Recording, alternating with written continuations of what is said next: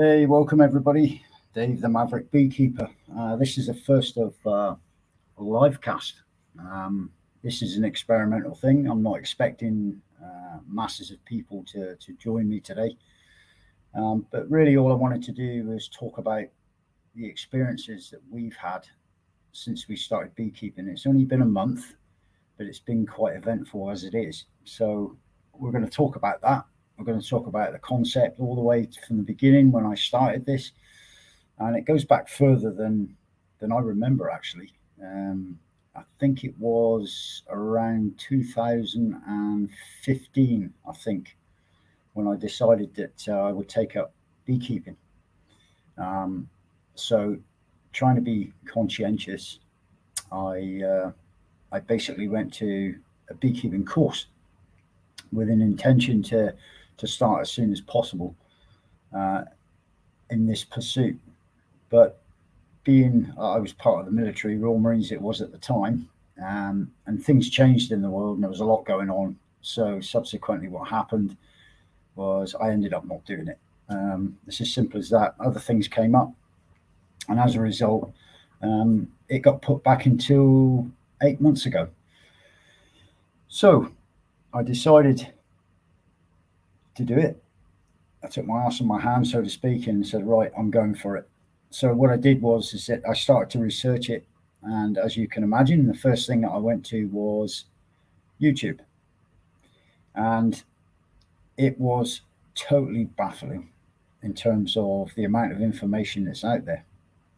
Now, what I have learned since then is beekeeping is very subjective.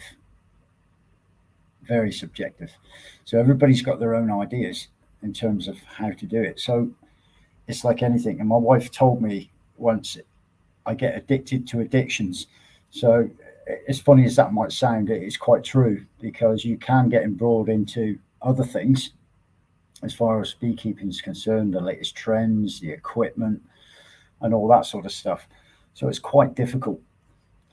So to go back one more step, we're based up in northeast Scotland in a place called Arbroath, a small, what was a fishing town, right next to the sea.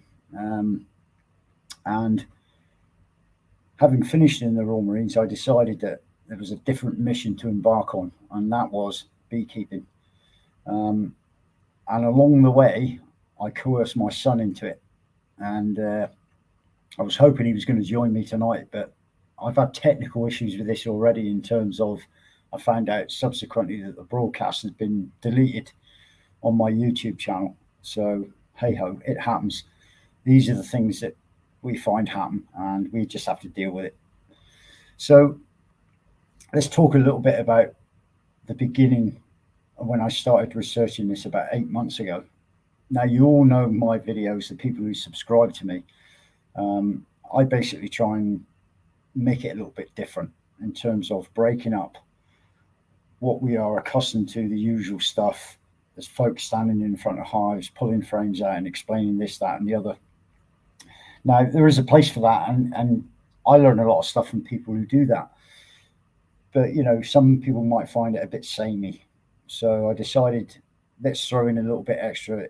So in the course of my research, I did a few videos to do with things like history. I had Brother Adam series, which I did 3 parts, which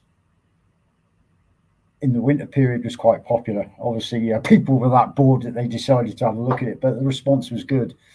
I'm not the first to do it. I probably won't be the last, but it attracted a lot of views, which I was grateful for. And it was interesting, certainly for me in my research, as far as finding out what beekeeping was all about and how it originated, especially with the bees that I keep now, which are the buckfast. We'll talk a little bit about those later on. But the first hurdle I had to overcome was to choose equipment. And sort of hand in hand with that is to try and find people in my local area in beekeeping associations that would be able or willing to help me as far as getting to where I needed to be with equipment and with a certain extent expertise for my particular area. Unfortunately, the people that I did speak to were a little bit sort of, you don't want to do that type, and were quite critical of my endeavours, which was disappointing to say the least. So I thought, okay, no problem. Somewhere out there was information that I could use to get me on the right track. So we'll come to that in a minute. But equipment, there is so much equipment out there. And what I was trying to figure out was what equipment would be the most effective in my area. Now, being in Scotland, as most people know, you get 4 seasons in one day very easily and quite often. The weather is fickle. It can be, in 1 minute it can be freezing, the next minute it can be really, really warm. So you try and find the middle ground somewhere. And so that really drove my choice of equipment. And one particular site I was watching was, and it became a gem actually, as far as information was concerned, was Lawrence Edwards at Black Mountain Honey in Novice, North Wales. Their climate is similar to where we are in terms of how the weather changes and the temperatures. And one particular program that he was, or video he was doing, he was talking about types of polyhives. Now, for the purists amongst you, I would say that they would probably scoff or sniff at that and say, well, it's not in keeping with tradition. Well, my name on my channel suggests that I'm not a sort of person that likes to follow tradition, although it has its uses. And certainly for the basics of beekeeping, it is what people do, and it's the correct way to do it. Now, I'm not an expert, and I've always said that, and I'm always learning. And even in the first month of beekeeping, it's been surprisingly challenging in terms of reading the hive, the bees, etc., and knowing when to do what at what time. So for me, that was quite daunting, to say the least. So back to equipment. So I decided to go for polyhives because of the climate in Scotland. Polyhives, given that it would give the thermal properties, especially for our winters, and they were big enough because they had 12 frames set up. So I thought to myself, great, because that will give me plenty of room. It'll also give me time to get used to the routine of how the bees act, the body language, I suppose you could call it. It's like learning a new skill, and that certainly came to the fore, and it made me feel inadequate at times. However, now tuning into it, the bees do actually tell you what they need, and the signs are quite prominent, so to speak. So the equipment was the Abello hives then, but it wasn't as easy.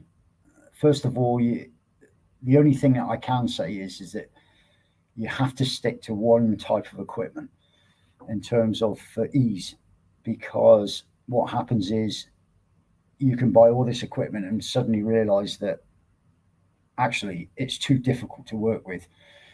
So initially I was going with 14 by 12s, which I thought was a good idea. But subsequently I changed my mind because my equipment really wasn't suitable, because I had to do a mishmash of different boxes to accommodate 14 by 12 frames. So that was the first dilemma. And then I thought to myself, well, how many hives do I need? And my aspiration was to have one hive initially in my garden, and to be able to work on that and get used to the routines and what you're supposed to do at what time. And so far, it's working. It's working for me anyway. So the other thing was all the periphery stuff that you have to have: bee suits, smokers, hive tools, and then came into it was treatment of Varroa.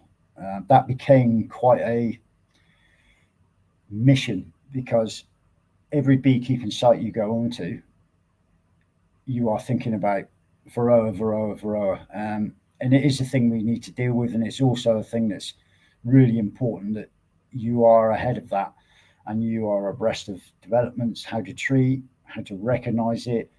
And Varroa brings lots of other issues with it as well, with all the viruses and all the bits and pieces, that they can give the bees. So apart from them being very wily and very easy to get around the hive, and they are canny creatures, and it's difficult to keep abreast of them. But so far, I've not done any treatments, and so far, I've not done any Varroa counts. Although I have been keeping an eye on things like the bees themselves, how they're acting. I'm also looking at the bottom tray. My intention is my colony is now getting really strong, and they are flying away with it. And I have 2 deeps which are completely filled with bees, and are doing very well, which really brought me on to another one. So with all the equipment sorted out and all that business, it was getting my nucleus of bees, and I spoke about it on my videos on more than one occasion. And again, it suggested that I would go local to source my bees. Local being that obviously the climate, the locale of the person I get the bees from, and I had a contact for that. Initially, he was on side, but unfortunately our communication broke down slightly in terms of speaking to each other and arranging for me to get these nucleus of bees. So it fell through. So I thought to myself, what am I going to do now? So this is where again Lawrence Edwards came into the picture, because of his endeavour to produce bees that are of good temperament, productive, and suited his climate, which was similar to ours, as I've mentioned. So I went for him. It meant me travelling quite a distance. I think it was a tune of 355 miles I had to travel to go and collect them, which was not a problem in terms of the quality of bees that he had and that he raises. And there was more than one person actually said to me that it's a good choice. He knows what he's doing. He's got the best of his breed, the Buckfast, and so I was swayed.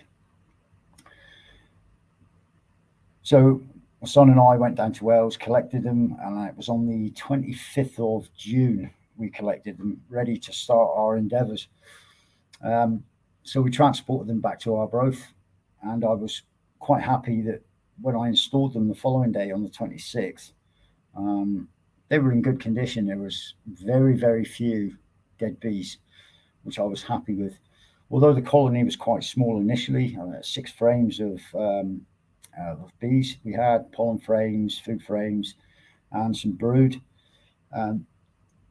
We installed them into the hive without too much trouble. They were good-natured, and we didn't suffer from any stings whatsoever. They were really placid, and I was pleased with that, considering where they were, or where I put them, which is in my garden, and with neighbours. And you have to be wary of neighbours. And of course, I spoke to them and tried to be as responsible as I could, so that it wouldn't cause havoc. And actually, when people sort of come around to my house, they're quite curious about the bees. And so what I try to do is try to be an advocate for them, and get them to look at them, not look at them physically open in the hive, but to be close to the hive and say, well, most people associate bees. If you ask them, what do you think about bees? What's the first thing that comes into your head? And they normally say stinging, and they sort of wrap them into the wasp fraternity. But, it's an educational thing that they're coming around slowly but surely. So digressing slightly. So the bees were installed, and one of the concerns I did have initially was, is there going to be enough forage for these girls to be able to be productive and healthy and produce Not that I'm looking for any honey this year, but at least start to produce brood, get good nutrition into the hive. It was a real worry. It really was. But they soon put my mind at rest, because the amount of different forage that they brought to the hive was phenomenal, and they increased in size exponentially. As I said, we've had them now 5 weeks, and I got 2 brood boxes absolutely jammed with bees, and they're doing really well. So they were bringing in all sorts of pollen, different colours, and one of them came up, and you've seen on my videos, is black pollen, and that threw me because I've not seen it before. So with a bit of study, I've subsequently found out it's oriental poppy which produces the black pollen, and they seem to be quite taken by that, and there's a lot of it in the hive. You'll see that on our videos and inspections we do, or my son does. So looking at it, we've had a couple of things like swarm cells have appeared, and at one point we were getting queen cells at the top of the frame and slightly towards the center. So first of all, we thought maybe there's a supersedure happening already in the short amount of time that we've had the bees. So again, when you open up the hive to do the inspections, we were very, very wary of the swarm cells and what we thought were supersedure cells. So we kept knocking them down. And then the most recent inspection my son did yesterday, the queen wasn't there, or he couldn't find the queen. So my immediate reaction is to get concerned that we were already queenless. But the clues were there to say she must be still there, because the hive was as it was when we first installed it. The bees were calm. The volume of the bees hadn't increased. They weren't roaring and deciding that they weren't happy because they were queenless. So we persevered with it, and we spoke about it, and we also discussed that, well, she must be in there somewhere. And my experience so far as the queen's concerned, is she's a runner, and she likes to hide in wee corners. So subsequently, she must have done that when my son went into the hive for his most recent inspection. And lo and behold, today, because we got paranoid about where she was, sure enough, we opened the hive briefly, and she was on the pollen frame, as large as life. So it was a sigh of relief for the first initial part of our beekeeping careers. I thought that'd be great if we lose the queen in the first 5 weeks of having the hive established. So that was one of the problems. Other stuff that we do, it's a really big learning curve for us, and it's steep, because although you get all the information and you sort of think about it, you look at what other people are experiencing, and it's not the same. It is not the same, because I think that my experience so far is that it seems to be every hive has its own personality in terms of how it operates, how the bees act, what they do. But we are starting to see patterns.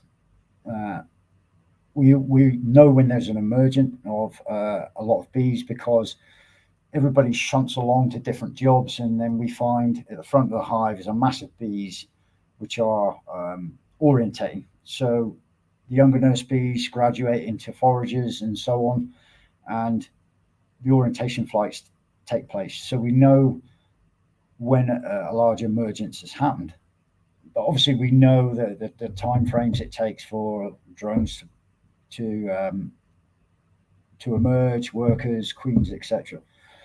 So we're learning, and I'm grateful for the comments I have received so far in terms of folk giving us advice, because we're now getting into the finer points of beekeeping, where beekeeping becomes the art of recognizing that something's happening, so you can either react to it early to prevent something nasty happening, or you do it for the sake of the bees, to get them in the right place, to be more productive.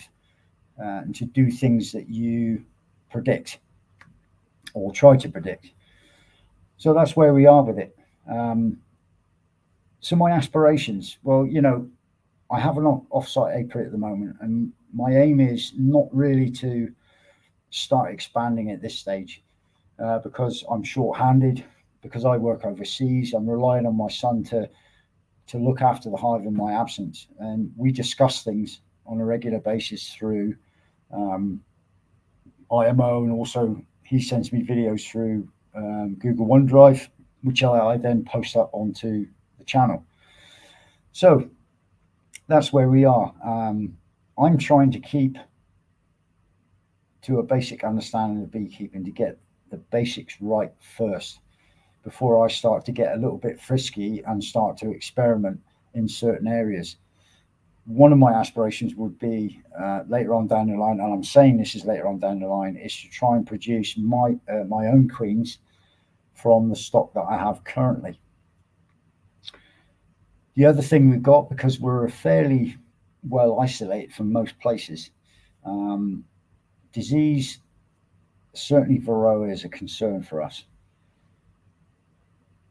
In Tayside, there was reported, I think it was last year or early this year, certainly from Edinburgh Bee Unit, to say that there was a spread of Varroa in Scotland, especially on our side, on the east coast. So we were concerned with that.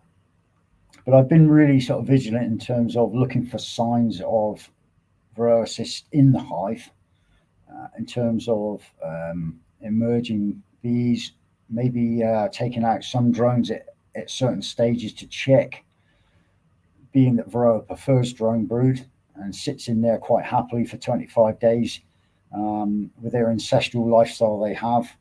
And I've not found any of that yet.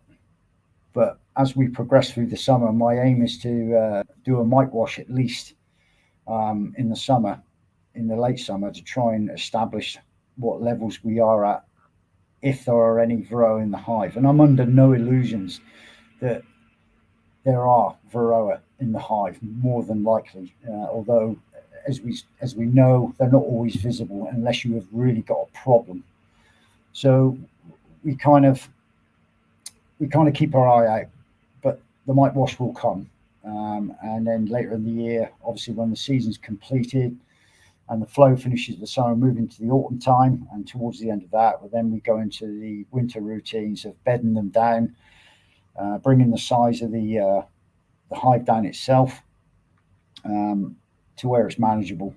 So the aim for that is in the future will be bring it down to at least one brood box, and try and jam that with bees as much as I can, so that we can then go to the 2-to-1 feeding, where we start producing the fat bees, the winter bees, to make sure that they're strong enough to survive the winter, which is the next set of paranoia I'm going to probably face, trying to overwinter them. But I'm confident with the knowledge I've got so far. Again, as I said, I'm not an expert, so it's a trial and error for us. I will do other live streams in the future, but I'm not going to do it in terms of I'm telling people what they should and shouldn't do, because I don't think I would be arrogant if I said I would start that business. All I'm doing is giving you a perspective and the stuff that we've experienced so far in the very short time that we've been doing this. And it is, it's worrying. It's like having another child in the house, you feel responsible for the upkeep of the bees, to make sure that they are healthy, they're strong, that you're keeping an eye on things, and you're not too slack. And as I've said in previous videos, I believe that most beekeepers are pretty well committed once they get a hive, and then it continues and continues and continues to however big you want it to be. But I want to get things right first on the Ground Zero hive, the Queen Elizabeth hive that's in our garden. And Queen Elizabeth hive for various reasons, because obviously it's platinum jubilee for the Queen. So me being who I am and my background, it seemed appropriate to call it that. And no guesses what the next one's going to be. So really, that's where we are with it. I will keep throwing up the videos, and I've got a series coming up shortly, which will be the secrets inside the Queen Elizabeth hive. Some people have done it before. There are videos on it with cameras inside the hive, and I intend to do that with a little bit of difference, to see what goes on in there behind closed doors, so to speak. It should be interesting, and I'm going to break this up all the way through my videos, and I'll put it in between all the other stuff. And one thing I won't be afraid of, and that is to admit to any failures that occur within that.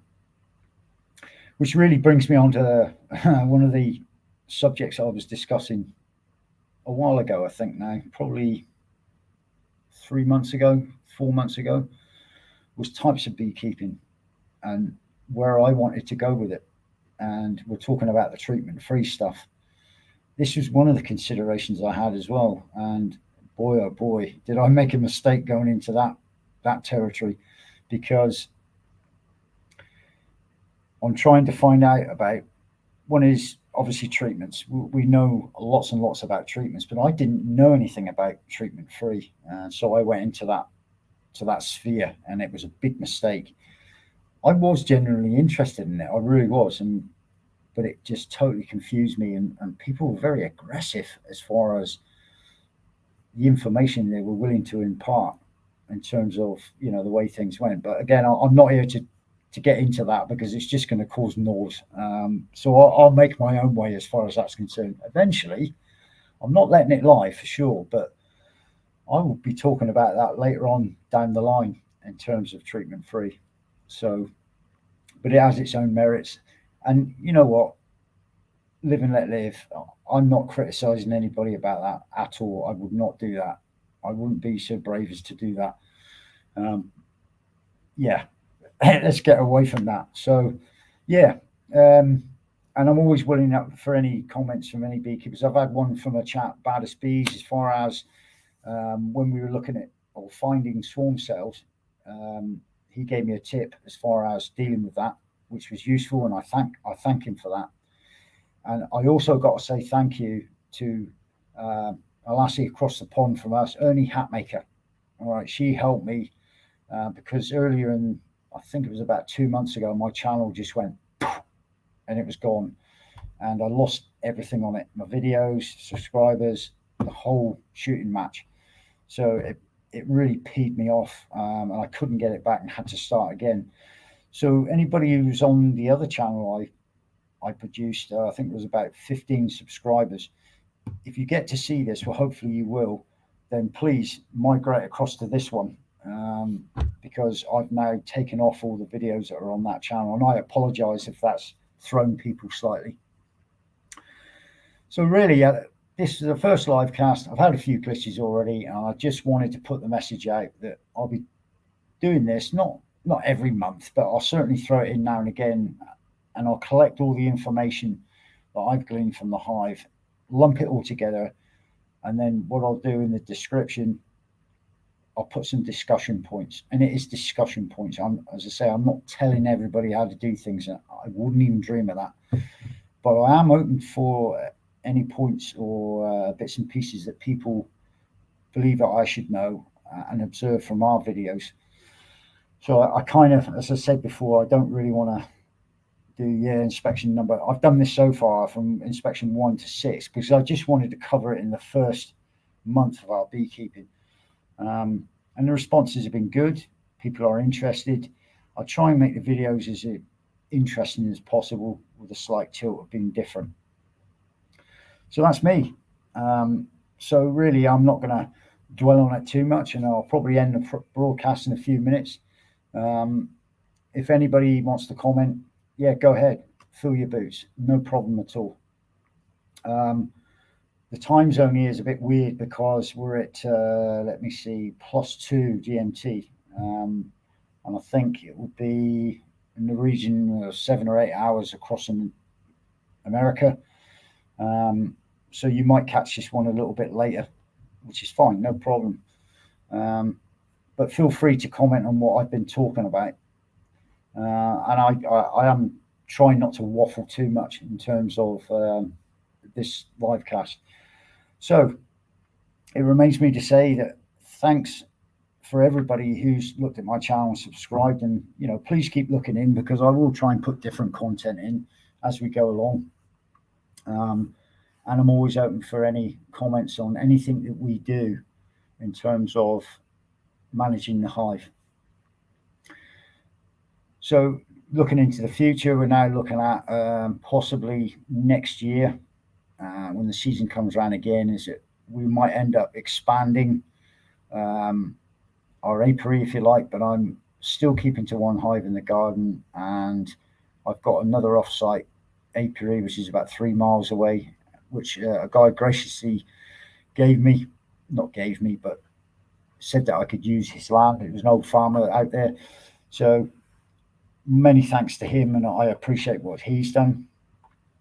But one more thing that I'll mention is the sources of information that I found useful in terms of what we've been doing. First one I've already mentioned, which is Lawrence Edwards from Black Mountain Honey, and his No Nonsense Beekeeping series. Brilliant. All right, it's step by step, and as the word suggests, it is no nonsense, and he makes it simple for people like me, who like to sort of see how things unfold and how he carries out certain things at certain times, manipulations, and so on and so forth. Going on from that, there's also for the commercial side of things, although I'm not going that way, but certainly it's useful, is a chap called Binney. Outstanding. He's got years and years of beekeeping experience, and he is a go-to as well when it comes to certain aspects of beekeeping. The other chap is Cayman Reynolds. Cayman Reynolds, again, great chap for getting information across. He runs, I can't remember how many apiaries there is, but he's certainly got an experimental apiary which he uses for different ideas and innovations, which is great. Who's the other chap? Frederick Dunn. Frederick Dunn does a Q&A, and it's called Backyard Beekeeping Way to Be. Fred is a font of all information when it comes to backyard beekeeping, and he has got all sorts of hives, from flow hives, long hives, Langstroth, normal stuff. If there's a hive to be managed, he's done it, and he has got all the information regarding that, which is very interesting. Sure, Frederick Dunn. So remember that name. It's very, very good. Who else is there? I'm trying to think now. Cayman Reynolds, Bob Binney, Lawrence Edwards, Jason Chrisman is the other chap from JC's Bees. Again, he's got a small apiary. Again, he does a lot of stuff that's different, and he tries different stuff, and he's honest about it. If it fails, it fails. So that's the sources of information I've got. One more for the scientific-minded amongst you.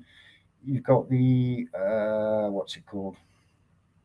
The Honey Show, I think it's called. National Honey Show, something like that, where I'll put a link in the description in one of my videos. For the scientific minds amongst you, brilliant. It goes from anything from bee genetics through to behavior. They have guest speakers like Tom Seeley, he's a good source of information, and all things like this. And I've got one more thing I wanted to mention as well. It's a book that I managed to get my hands on, which is easy reading, and it's a book by John M. Whitaker, and it's called The Ethics of Beekeeping. There you go, that's the one. That's from Northern Bee Books, and it goes through all the bits and pieces regarding responsibilities and what you should bear in mind whilst beekeeping in terms of the ethics of it, if you're into ethics. But I'm reading everything, I'll be honest with you. So that's about all I've got, really. And I think I've got one person here somewhere. I can see he's eyeballing me. I'm not sure who that is. So let me see. It's 2. So I'm going to wrap up this live cast now, because I'm going to start waffling otherwise. And all I'll say is when you've had a look at this, any comments, throw them up, please. I would really appreciate it. And I look forward to seeing everybody else on the flip side of the brood frame. So without further ado, I'll say cheerio for now, and we'll speak again soon. Look out for the Secrets of the Queen Elizabeth Hive series. It's coming in August, so that'll be interesting. So I would say thanks, folks, and I'll see you very, very soon. Cheerio.